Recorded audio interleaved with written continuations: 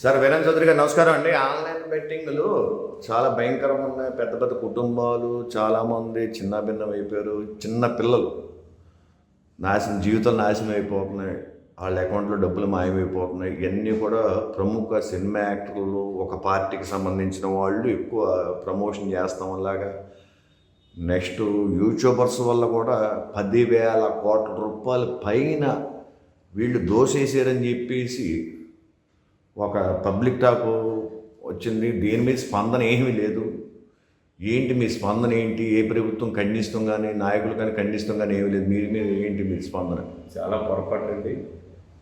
వేళ ప్రభుత్వం యంత్రాంగం పనిచేస్తుంది కాబట్టి ఈ ప్రమోషన్ చేసిన మీరు ఏదైతే ఆన్లైన్ బెట్టింగ్లు ప్రమోషన్ చేసిన అది సినిమా యాక్టర్ అవ్వచ్చు, ప్రముఖులు అవ్వచ్చు, ఎవరి మీదైనా దీనివల్ల పాడవుతున్న సమాజం కాబట్టి వారి మీద చర్యలకి ముందుకు వచ్చారు. కానీ నేను సినిమా యాక్టర్లతో మీద కేసులు పెడతాం వల్ల ఈ గ్యాంబ్లింగ్ అన్నది ఆగదు.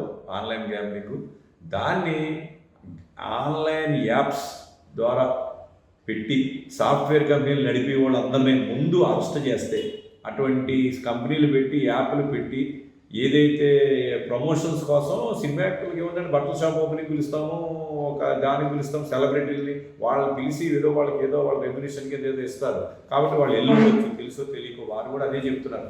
అలాగే మన రాష్ట్ర డీజీపీ గారు కూడా స్పందించారు, దీని మీద చాలా సీరియస్గా ఉన్నామని. సో ఒక సినిమా యాక్టర్లనే కాకుండా అసలు సినిమా యాక్టర్లనే వాళ్ళ యాప్ పెట్టి కంపెనీలు ఎవరైతే రన్ చేశారో ఈ ఆన్లైన్ బెట్టింగ్ యాప్స్ సాఫ్ట్వేర్ కంపెనీలు పెట్టారు వాళ్ళ మీద చర్యలు తీసుకోవాల్సిందిగా ప్రభుత్వ పెద్దలకి, డీజీపీ గారికి మీ ద్వారా వినిపిస్తుంది. సార్ అంటే ఇప్పుడు డబ్బులు ఇస్తే ఏదైనా యాక్ట్ చేస్తారా? అట్లా కదండి. డబ్బు అంటే 10,000 కోట్లు అంటే ఒక రాష్ట్ర బడ్జెట్ సార్. ఒక ప్రాజెక్టు చేయొచ్చు. దీని మీద మీరు స్పందించే సరిగ్గా స్పందిస్తాం. మీ మాట ప్రతిదీ కూడా ఒక యువతకు తెలియాలి కాదండి. సినిమా యాక్టర్లని వాళ్ళని మనం పెద్దల్ని లేకపోతే ఒక సెలబ్రిటీలు ఎందుకు తీసుకొస్తున్నాం సార్? మన ప్రమోషన్స్ కోసం వాళ్ళ దగ్గరికి వెళ్ళి మా అబ్బాయి పెట్టాడండి ఇది ఈ కంపెనీ, కొంచెం ప్రమోట్ చేయండి అని. ప్రముఖులు ఎవరో వాళ్ళకి కూడా ఒత్తిడి మీద వచ్చి ఉండొచ్చు. డబ్బుల కోసం అని కాదండి. స్నేహాలు, బంధుత్వం ఎక్కడో చోట పెద్ద పెద్ద అధికారుల పిల్లలే, మాజీ అధికారుల పిల్లలు, లేకపోతే పొజిషన్లో ఉన్న బాగా ప్రభుత్వంలో చదివిన అధికారుల పిల్లలే కొంతమంది ఇటువంటి ఆన్లైన్ గేమ్స్ సాఫ్ట్వేర్ యాప్లు పెట్టి నడుపుతున్నారు. దాని మీద మీరు అన్నట్టు గతంలోనే కొన్ని పోలీసు యంత్రాంగాలు కానీ పౌరవేత్తలు దీని మీద దృష్టి పెట్టలేదు. ఎందుకంటే మన వాళ్ళే అన్నట్టు. కానీ ఒక్క పార్టీ వాళ్ళు చేయలేదండి. అన్ని పార్టీలకు అతీతంగా కొంతమంది దేశ ప్రజల సొమ్ముని కష్టపడకుండా దోపేస్తారు. మీరు అన్నట్టు కుటుంబాలు చచ్చిపోయారు కదండి, సూసైడ్ చేసుకున్నారు, అల్లకల్లోలం అయిపోయినాయి చాలామంది జీవితాలు. ఇప్పుడు మనము గతంలో మన పెద్దలు కుటుంబ వ్యవస్థ 30 రోజులకి జీతం ఇట్లాంటివి నేర్పారు. అంటే శాలరీ వస్తే 30 days పనిచేస్తూనే వచ్చింది.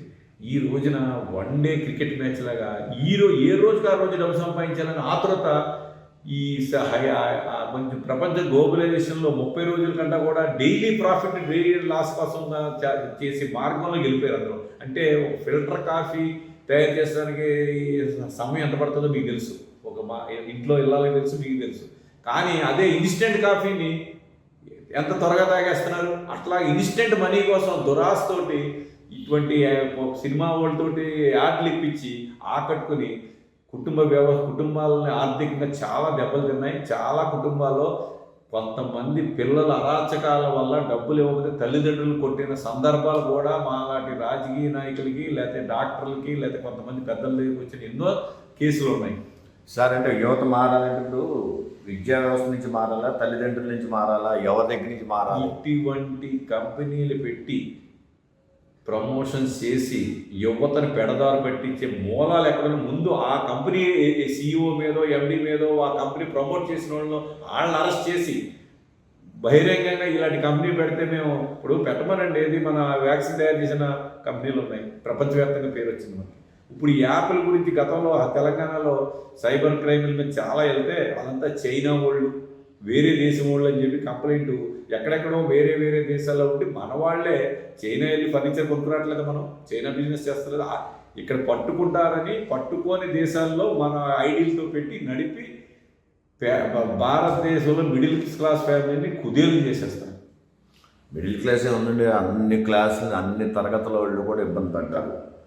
మీరు ఇప్పుడు చెప్పి వచ్చేది ఏమిటంటే యువత ఎక్కడి నుంచి మారాలి, అసలు ఏంటి మీ సజెషన్ ఏంటి చెప్పండి క్లియర్గా. అంటే సార్ ఇప్పుడు ఒక రైతు ఉన్నాడండి, కాయ కష్టం చేస్తే సంవత్సరానికి 2 పంటలు వస్తాయి, లేకపోతే 1 పంట వస్తుంది, 3 పంటలు పంచాట్లు ఉన్నాయి. అంటే 3 నెలలకో లేకపోతే 6 నెలలకో సంవత్సరానికో కష్టపడితే డబ్బు వస్తుంది.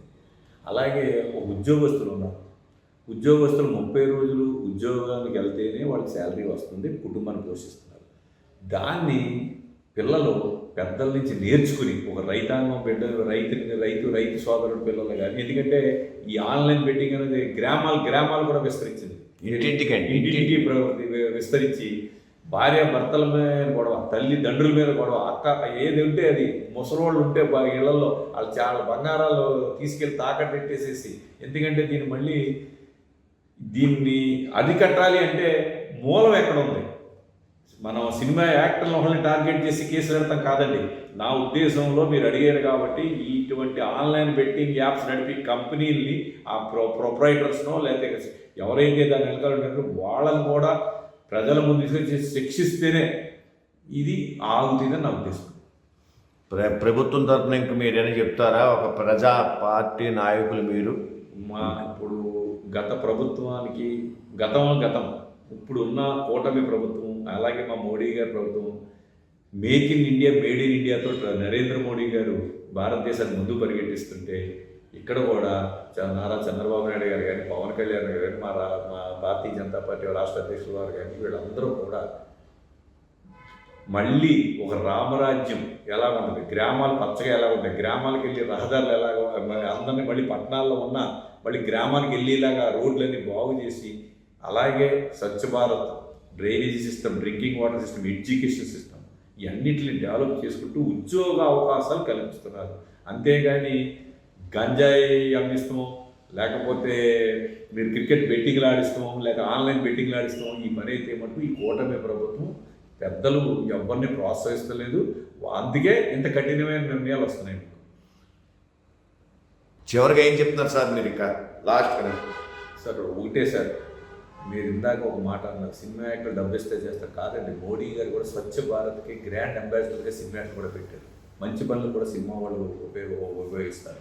అలాగే ఈ గ్యాంబ్లింగ్ నుంచి యువత ఖచ్చితంగా కళ్ళు తెరిచి చదువుకున్నారు. వాళ్ళందరూ కుటుంబాలు నాశనం అయిపోతాం వాళ్ళు కళ్ళ ముందు చూసి, క్యాన్సర్ కంటే భయంకరంగా కుటుంబ వ్యవస్థను పాడు చేస్తుంది ఏంటంటే ఈ ఆన్లైన్ బెట్టింగ్. ఎందుకంటే క్యాన్సర్ వస్తే ఆ వ్యక్తికే వస్తుంది జబ్బు, కానీ ఈ ఆన్లైన్ గ్యాంబ్లింగ్ వల్ల మొత్తం కుటుంబాలు సర్వనాశనం అయిపోతున్నాయి. దీన్ని ఒకసారి విజ్ఞులు యువతకి రేపు భవిష్యత్తు వాళ్ళ తరమే, వాళ్ళందరికీ నేను ఒకటే కోరుతున్నా, చేతులిచ్చి మీరు ఉద్యోగాల మీద పోటీ పడండి, ఉద్యోగం చేసుకోండి, ఉద్యోగంలో ప్రమోషన్లు తెచ్చుకోండి, అంతేగాని ఆన్లైన్ బెట్టింగ్కి వెళ్ళొద్దని నేను వారికి మీ ద్వారా మరోసారి విన్నపం చేస్తాను. దీని మీద ఏదైనా ప్రాజెక్ట్ చేస్తారు యువతకి తెలియాలని?